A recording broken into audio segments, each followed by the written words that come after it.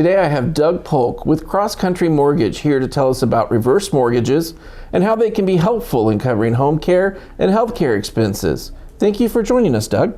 It's good to be here. I'm glad I'm here. First of all, can you tell us a little bit about reverse mortgages? What is a reverse mortgage? Okay. So reverse mortgage is basically a loan on the home that converts the equity in the home into cash. A homeowner can't really use the equity in the home if it's just sitting there. So what we do is we are able to put a loan on the house that converts that equity into usable cash, and the homeowner never has to make a payment on that loan as long as they're living in the house. Okay, so if they decide to move out for whatever reason and they're still alive, at that time, does that trigger the loan to be repaid? Or if they're staying in another situation, if they're staying in the home because they're getting home care, does that trigger for the loan to be paid at that time? Okay, so the reverse mortgage is an owner-occupied home. Okay. So the owner has to live in the home. Now there's a couple exclusions to that temporarily. For example, if somebody is in like a rehab for rehabbing from a broken hip or whatever. Okay. They can be out of the home for medical reasons for up to a year. Okay. However, when the owner no longer considers that their primary residence, the loan does become due. Okay. So if a person dies, obviously, or if a person has to go into assisted living, or whatever the case is, when they're no longer if that's no longer their primary residence, then our loan becomes due. Okay. So in a case like with someone getting in-home care, this becomes a very viable option for them because they're attempting to stay in home while they age, and they may have already paid off their home years ago. Well, even with that said, does the home have to be completely paid off to get a reverse mortgage? No. Matter of fact, a lot of times what we're doing is paying off a current mortgage with the reverse mortgage. And so the advantage there is increasing the cash flow that the borrower has. Okay. Because they no longer have to make a mortgage payment. Because on a reverse mortgage, payments are always optional. Okay. No. And if the owner has received or has signed up in advance for reverse mortgage, well, let me ask you this, even with that thought in mind, does someone have to do it in advance, or can they be in a situation where I have started in home care, I'm living here, but my finances are tight, and so now I need to look at other options, and so I've got a home that's paid off or almost paid off, or I'm working on. Right. Can they, in the midst of getting home care, start the process of a reverse mortgage? Okay, so either way, really. With the reverse mortgage, the earlier you start, the better. Why is that? Well, because our line of credit has a growth factor on it. So as a line of credit is just sitting there, it's getting bigger. It's kind of like your credit card company saying, hey, you've been a good customer, we're going to raise your credit limit. Okay. And it happens, it's guaranteed to happen in spite of the economy, in spite of the value of the home. Whatever the case is, that line of credit is going to grow. And that grows substantially over time. So if you start it like when you're in your 60s, by the time you're in your 80s when you really need it, that line of credit can be hundreds of thousands of dollars, if not more, depending on the starting value of the line of credit. So that's always the optimal, is to start sooner rather than later. So like if I was someone that was looking at it, let's say if I was a situation where I am aging as a single person and I have a home, I don't have maybe descendants that I'm going to pass on the home to. Yeah. And I go ahead and sign up for a reverse mortgage ahead of time. That fund is then there and is already growing. Yeah. And then by the time I need whatever situation and I need care, it has now accumulated to a point that it can take on a lot of care. It can. The power of compounding interest is a really powerful option when it's working in your favor. Yeah. You know, Okay. so that, yeah. Now, let's take a different situation. All right. Let's say I do have descendants that are going to maybe want the home in the future. Is this a situation where maybe I don't want to do a reverse mortgage, or reverse mortgages preclude passing on the home to loved ones? Okay, I get that question a lot. The heirs could always inherit the home, all the time. It's just like any other mortgage. The mortgage has to be paid off, either by a refinance or if the heirs have their own assets, whatever. The loan has to be paid off, and then it's a free and clear mortgage or free and clear deed transferred to the heirs. Okay.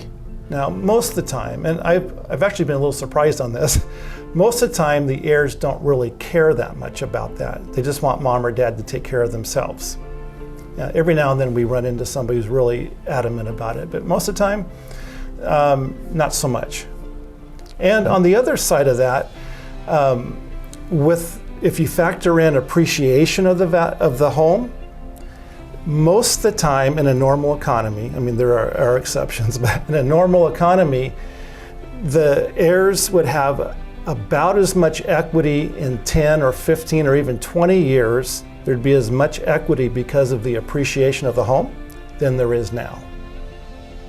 Okay. Even with the accrual of interest, Yeah. the appreciation of the property stays ahead of that in a normal economy. And I just want to go back to one of the things that you said. You were talking about, I mean, you have, first of all, the asset, the home, appreciating or depreciating based upon local market conditions. Right.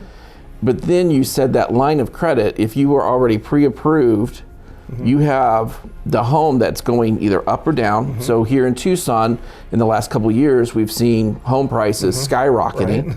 Right. And then on top of that, you could have theoretically a loan, a line of credit, basically, kind of like a HELOC loan on that asset that is sitting there. No matter if your home is going down or up, it's slowly building on itself. Right. And you said that is regardless of like the stock market and the economy. So it's its own, it has this much compounding interest no matter what when you sign the contract, rather than paying interest, paying interest. You're saying that there is a set amount that in the contract that credit line is building each month or year. It grows at the same rate of interest that is accruing on the amount that's borrowed. I know that's a little bit technical, but for example, that line of credit, say that line of credit grows over 15, 20 years to $500,000. And the home value is $400,000. So you have a line of credit $500,000, a home value $400,000. That homeowner could write a check for $500,000 and take $500,000 out of that home that's only worth $400,000. So it's really an incredible product. And then if the kids wanted that product, they would pay back the $500,000, or would they pay back the $400,000? That's another interesting thing. They pay back with the value of the house minus 5%. So 95% of the value of the house is what the heirs would have to pay back. Okay. Yeah. Is there a limit to how far in advance someone can write? Is there a limit to ages up to a certain point when people can't take this? Or is there exclusions of you cannot, even though you're a homeowner, you cannot qualify for this? What type of exclusions come up for that situation? There is an age exclusion on the early side. Okay, so for the FHA insured loan, which is what most of them are, the age is 62. Okay. We have some non-FHA loans that can go as early as 55. But the FHA is 62. There's no age exclusion on the upper end. So a person could be 102 years old and still get a reverse mortgage. Okay. If someone is interested, you'll say they're thinking about themselves in the future, and you said they have to be at least a minimum of 62. Is that here in Arizona, or is that nationwide? That's a nationwide thing. Nationwide requirement. Yeah. Okay. if they are at least 62 years of age and they're interested in talking to someone about it, well, first of all, what is the process about getting one? Okay. What is involved? Like if you go to buy a house, you have inspections, you have all kinds of stuff. And is that required? How does that whole thing work? Okay, so the initial step is to have a consultation with me, just to make sure that this lead is viable, that there actually is a loan here, because there are qualifying factors, as far as equity, credit, income. It's a much simpler loan to qualify for than a conventional loan, but there are qualifying factors. Okay. So we have to have that conversation up front. Okay. If it is viable, if I determine, this looks like it's going to qualify, we apply. There is a reverse mortgage counseling requirement. It's simple. It's a 45-minute phone call. It's simple, but it is required. There is an appraisal, a full inside and outside appraisal by an FHA approved appraiser. I collect certain documents, driver's license, income verification, the standard loan things. And then we underwrite the loan. And once the loan is approved, we meet the conditions of the underwriting, and then we fund the loan. And at that point, the borrower determines, I want so much up front or so much a month, or I want to leave it all on the line of credit for that growth factor. Yeah. It's really, we tailor it to the needs of the borrower. Okay. And when someone starts that process until the point when they say, here's the loan, it's ready, do you want to write it, it's time to write a check or receive a check, how long does that process usually take? I know there's exceptions, but usually how fast does that occur? It's usually about a 30-day process. Okay.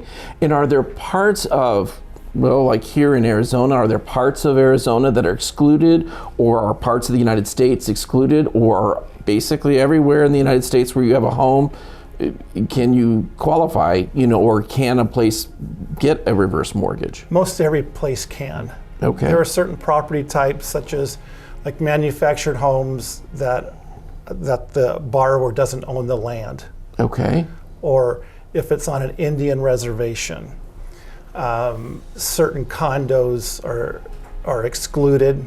But most of the time, properties, and those are just rare occurrences. Okay. Most of the time, a property does qualify.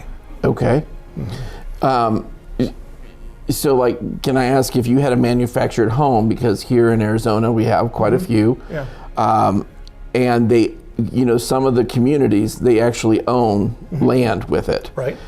Would that be something where it'd be qualified, or it's a manufactured home, so therefore it's taken out right off the bat? If they own the land, there's a certain age factor of the manufactured home. I believe it's June of 1976. I don't remember the exact date, but yes, then you can qualify, even in a manufactured home park, so to speak. Okay, excellent. Yeah.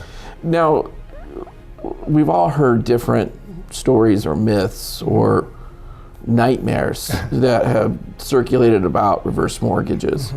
What can you tell us about that? Because we hear, you're going to get home care. Well, they're going to take your home away from you. You're going to sign in, and one day your locks aren't going to work, and that's just it, and you're out on the cold. Can you address some of those concerns? Sure. So there are some myths regarding reverse mortgages. I've been doing exclusively reverse mortgages for 15 years, and I've seen the program grow over that time and become a much safer program. Okay, so there are some myths, and these are myths, that the bank owns your home now, and that's simply not true. It's just like any other mortgage. You are the owner. There's a lien on the title. Okay. Or the heirs can't inherit the home with a reverse mortgage. That's also not true. We've talked about that already.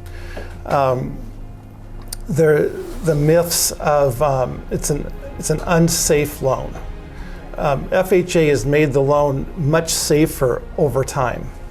And so some of these myths are not as powerful or strong as they used to be, because people are realizing that it's becoming a much more viable loan product. And even like financial planners are using it in financial planning these days. And so, yeah, it's a much safer loan than it used to be when I first started. Okay. Because of the upgrades that FHA has made to the loan. Okay. Yeah. And so if someone wanted to get in touch with you, I found it interesting. I learned that you can help people here in the Tucson and Arizona areas, but you have folks that can help anyone basically throughout the United States. And if someone was interested in getting with you to talk to you more about these details or to apply for a reverse mortgage, how would they go about getting in touch with you, and what are the first steps, or what kind of information should they be ready to get for you so that you can start that process? A phone call is the best. My number is 520-441-4532. That's the best way to get a hold of me. And initially we have a conversation on the phone with what's your income, how much do you owe on the property, how old are you, and what's the value of the property. Those are the things I need to know just to determine if the numbers work. Okay. And once I know that, then we can start talking about more specifics. Okay, great. Well, Doug, I really appreciate you stopping by and providing some of this basic information on reverse mortgages. Yeah, I'm sure pleasure. people will be very interested to learn about this and some of the changes that have taken place and making them safer and more applicable to today's situations. Yeah. Again, thank you so much, and you'll see his information below here, and if you need to get in touch with him, please do so right away. And I'm Mark Schmidt with Home Care Assistance of Tucson. If you have questions about the difference between home care and health care, I have a video specifically addressing that question. Also, please remember to like and follow so you receive updated information on supporting loved ones with diagnoses such as dementia. Thank you so much for joining us, and we look forward to seeing you again.